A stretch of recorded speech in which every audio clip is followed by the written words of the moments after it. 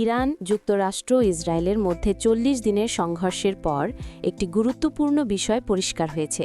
সেটি হল ইরানের সবচেয়ে বড় শক্তি হয়তো তার পারমাণবিক সক্ষমতা নয়, বরং কৌশলগতভাবে গুরুত্বপূর্ণ হরমুজ প্রণালীতে জাহাজ চলাচল ব্যাহত করার ক্ষমতা। সংঘাতের শুরুর সময় থেকে অনেকেই এই যুদ্ধকে ইরানের শাসন ব্যবস্থা পরিবর্তনের চেষ্টা হিসেবে দেখেছিলেন, যেখানে গুরুত্বপূর্ণ স্থাপনা ও নেতাদের লক্ষ্য করে ব্যাপক বোমা হামলা চালানো হয়।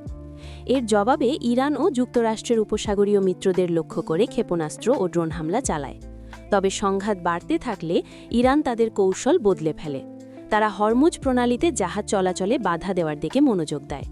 হরমুজ প্রণালী হল একটি অত্যন্ত গুরুত্বপূর্ণ সংকীর্ণ জলপথ, যা পারস্য উপসাগরকে ওমান উপসাগর ও আরব সাগরের সঙ্গে যুক্ত করে। বিশ্বের বড় একটি অংশের তেল ও গ্যাস এই পথ দিয়েই আন্তর্জাতিক বাজারে যায়।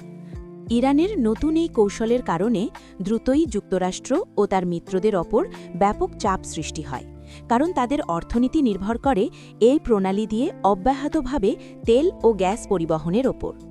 ইসলামিক রেভলিউশনারি গার্ড কোরের IRGCর কর্মকর্তারা বুঝেছেন যে এই গুরুত্বপূর্ণ সংকীর্ণ পথটি নিয়ন্ত্রণ করতে পারলে প্রচলিত সামরিক সংঘাতের চেয়ে বেশি কৌশলগত সুবিধা পাওয়া যাবে।